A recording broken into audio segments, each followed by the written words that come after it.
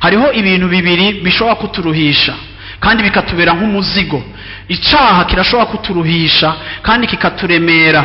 Iyo umuntu ari mu buzima bw'icaha, ubuzima bw'icaha buraruhisha kandi buraremera kandi buradutera kugira ubuzima bubi kandi butaryoshe, kuko igihe cyose icaha kidutwara kure y'ikibanza ciza ariyo Mana yacu, arico kibanza gikwiye gutuma tumererwa neza.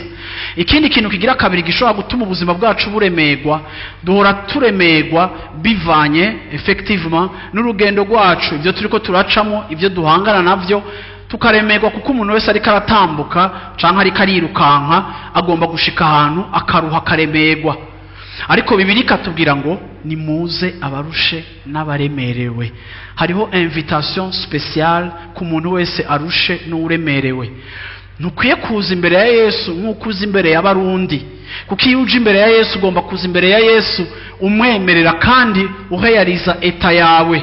Hariho abantu benshi nko mu bihe nk'ibi tugiye kujamo by'amasengesho, iyo baje imbere y'Imana batereka Imana uko bamerewe, bakagerageza guhagarara imbere y'Imana umenga barashoboye kandi barakomeye, bakamera nk'abanyegeza Imana ibibagoye kandi bibaremereye.